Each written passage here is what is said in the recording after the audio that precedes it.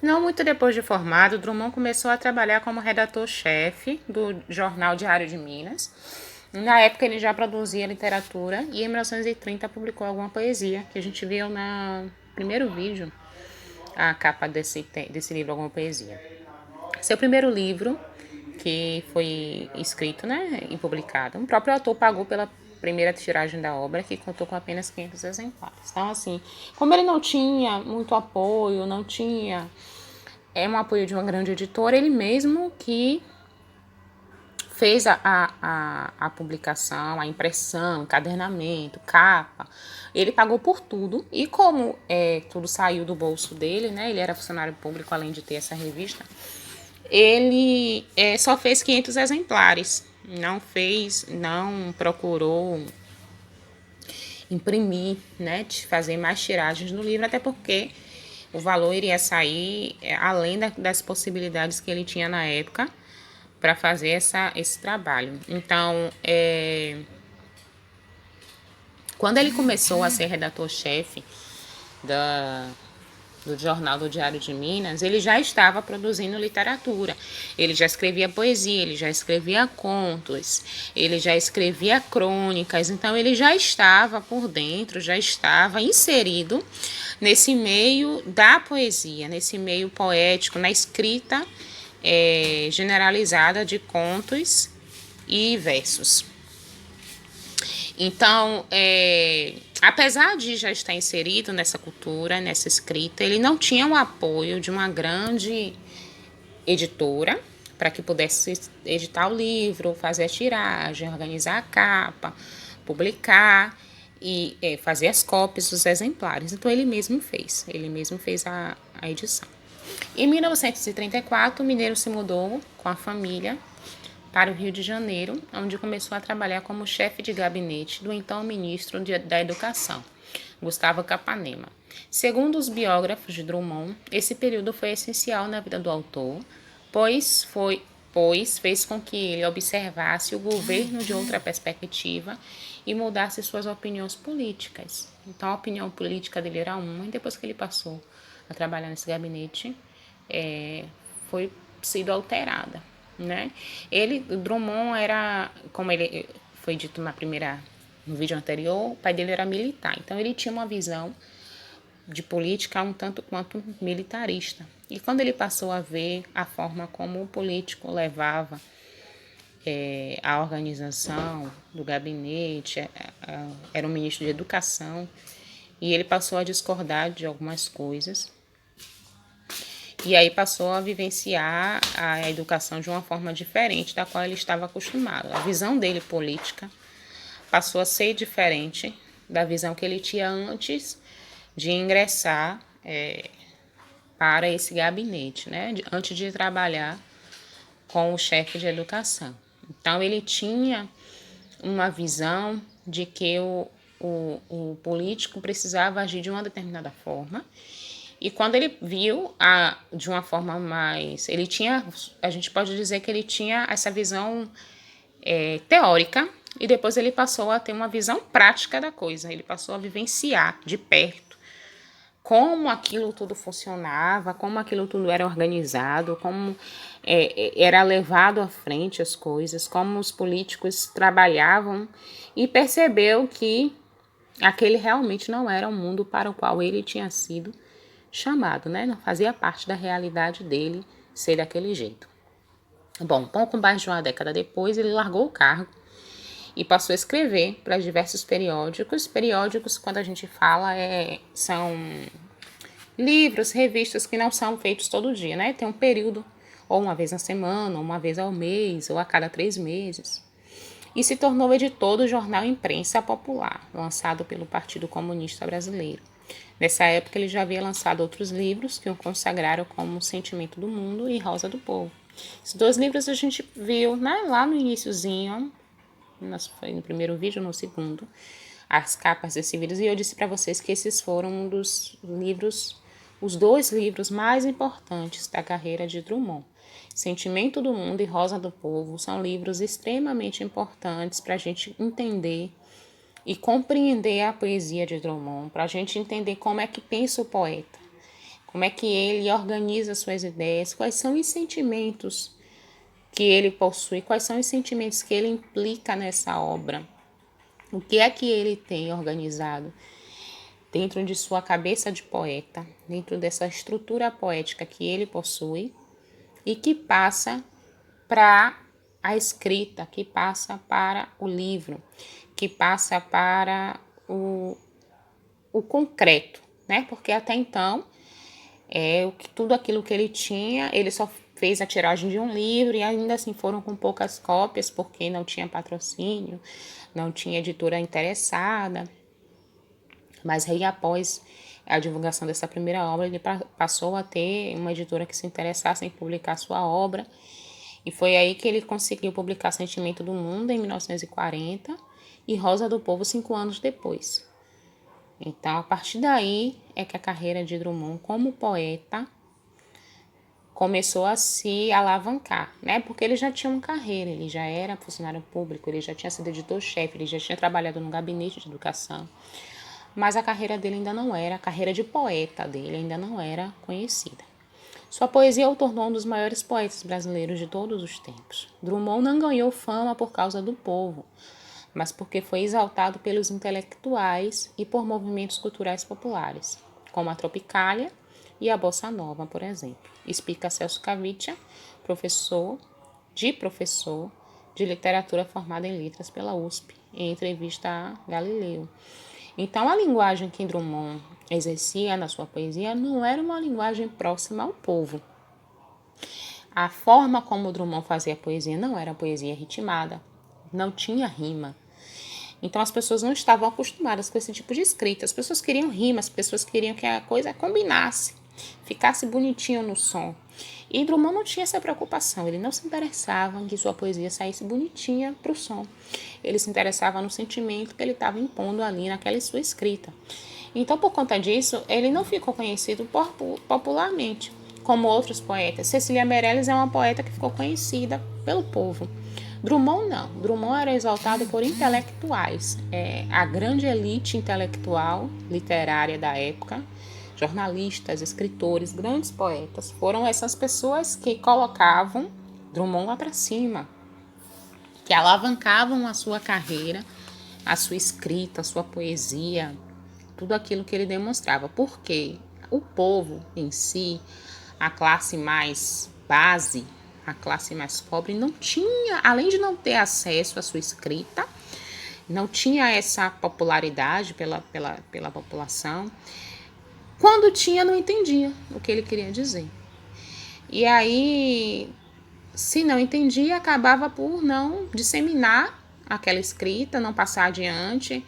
As pessoas não entendiam a linguagem que ele usava, as pessoas não entendiam as palavras que ele colocava e acabavam por não entender mesmo o objetivo de sua poesia e ficava uma coisa muito distante da população. Mas o meio intelectual, não. No meio intelectual, Drummond era praticamente um deus. Ele era considerado um dos maiores poetas brasileiros da época. Então, durante sua carreira, Drummond recebeu diversos prêmios. Foi o que a gente acabou de falar. Ele era muito consagrado no meio literário. E foi um dos únicos escritores brasileiros que conseguiu viver da própria literatura. Ou seja, recebeu o suficiente por suas publicações para não precisar ter trabalhos paralelos. Drummond, ele não trabalhava depois, ele largou tudo, toda a carreira dele de funcionário público, de jornalista, de diretor de jornal, tudo isso para viver da poesia, coisa que não acontecia com frequência na época, porque a poesia não era valorizada e aí o poeta ele tinha que trabalhar em outras coisas para poder sobreviver. Ninguém sobrevivia de poesia. Na época de Drummond, ninguém sobrevivia de poesia. Todos precisavam ter uma segunda profissão, uma profissão principal, na realidade. Lembram que eu disse no início da videoaula, na primeira, que poesia não era a forma de viver para a sociedade. Na sociedade, poesia era um hobby, alguma coisa que você fazia nas suas momentos de ócio, nas suas folgas, nas horas vagas. Não era algo que você fazia para sobreviver E não era algo que você fazia como função principal. Então, você tinha que viver de outra coisa. Mas ele não, ele foi tão consagrado, tão bem consagrado. Ele teve o ápice tão grande, a sua poesia era tão bem vista pela maioria da sociedade, principalmente da sociedade mais rica, que ele só viveu de poesia. Então ele ganhava o suficiente na poesia, na tiragem, na venda de seus livros, de suas publicações, de seus contos, que ele só vivia disso. Em 1987, sua filha faleceu por conta de um câncer, o que, segundo o escritor, fez perder o sentido da vida. Apenas 12 dias depois do enterro da filha dele, né, Maria Julieta, Drummond sofreu um infarto e morreu, deixando como legado poemas que intrigam e apaixonam leitores em todo o mundo. Drummond, ele não tinha, após a morte de sua filha, ele não tinha mais. Logo quando a moça ficou doente mesmo, ele tinha essa preocupação, esse medo de perder a única filha, né? Porque ele já tinha perdido um bebê logo que nasceu. Então, ele tinha essa preocupação de perder sua filha logo quando ela descobriu que estava doente. E logo no início da descoberta da doença da Julieta, ele passou a dizer que se a filha dele morresse, todo o resto perderia o sentido. Ele não teria mais um motivo para continuar vivendo a vida, né? A vida dele perderia o total sentido. A vida perde o sentido quando você perde alguém a quem você dedica todo o seu amor.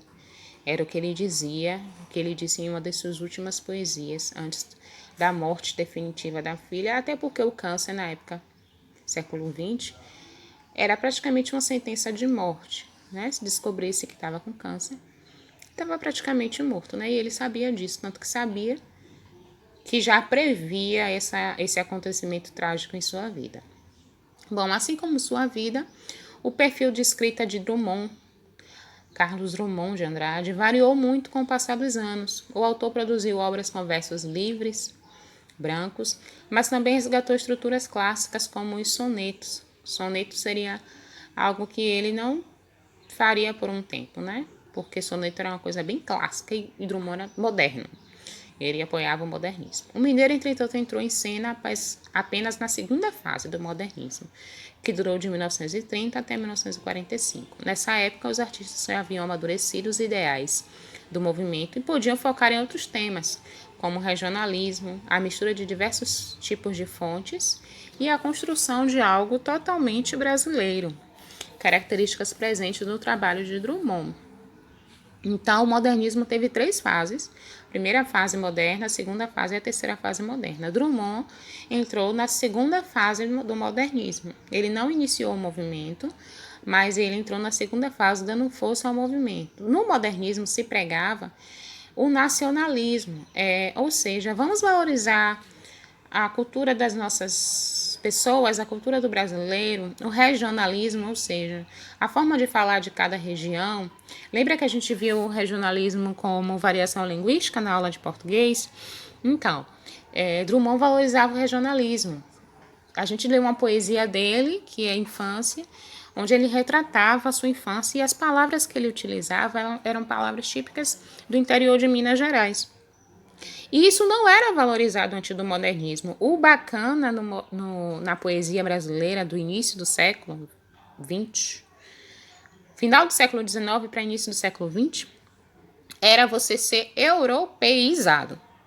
Ou seja, tudo que você fazia, escrevia, tudo que você falava, tinha que ter um traço europeu. Tinha que ter um traço bacana, europeu, porque era assim que você iria mostrar que sua poesia era bacana, era legal. O brasileiro, o nordestino, o regional não era valorizado. E Drummond não. Drummond valorizava isso. Drummond achava legal a gente valorizar as coisas que vêm do Brasil. Tanto que ele não possuía nenhuma influência europeia. Tudo que ele escrevia era regional. Tudo que ele escrevia era de base nacional. Ele não tinha interesse no europeu, na cultura europeia, na poesia europeia. O que sempre foi muito presente em seus textos é uma postura irreverente e crítica ao mundo que está ao seu redor. Outro fator típico drummondiano é o uso de metáforas para descrever sentimentos e situações que poderiam ser explicadas de formas mais fáceis. Por exemplo, a metáfora é uma figura de linguagem onde a gente tenta enfeitar a linguagem, e Drummond amava usar a metáfora. Eu poderia dizer que eu estou com muita fome, um exemplo. Eu poderia dizer que eu estou com muita fome. Se fosse Drummond, ele diria, eu estou morrendo de fome. Ou então, estou jogado ao chão, esperando a morte, pois estou com fome. Entendeu? Aquele traço dramático do poeta. Era isso que a gente tem até hoje, né? Na obra de Drummond. Era o drama da metáfora. O foco na figura, o foco no enfeite figurativo. Eu poderia dizer simplesmente, de forma clara e simples, que eu estou com fome. Mas eu drummondiano, digo que estou jogado aos pés, morto de fome. Ou jogado aos pés, com o coração acelerado, pois estou com fome. Então, eu opto por fazer uma escrita muito mais rebuscada, muito mais enfeitada do que simplesmente chegar ao óbvio de forma simples e clara. O simples e claro não definia a poesia de Carlos Drummond de Andrade. Tranquilo até aí? Então, essa foi a nossa aula de Drummond. Estarei enviando para vocês um material de atividade. Creio que vocês vão receber hoje ou amanhã. A atividade é baseada, será feita no Word, né? Vocês vão imprimir ou copiar. E ela é baseada nessas videoaulas, tá? Vida e obra de Carlos Drummond de Andrade. Tá certo? Boa semana, estudem, foco na literatura.